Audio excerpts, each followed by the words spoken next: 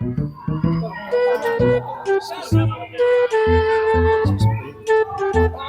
lobat.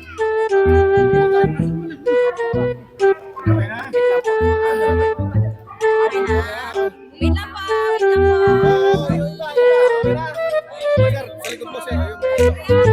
Okay na kayo? Okay, tama.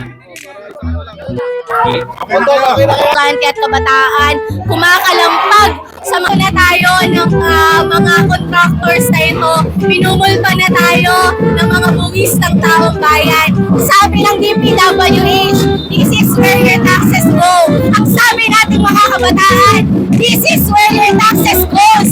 Pinumulto ang pera.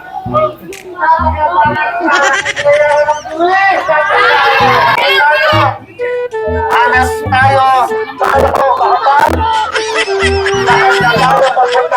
Mula po dito sa Pasig City kasama si PCMS Ruiz. Kami po ang inyong Police News Network Correspondent, Patrol Woman Bungo, alagad ng batas, tagataguyod ng balitang pulis.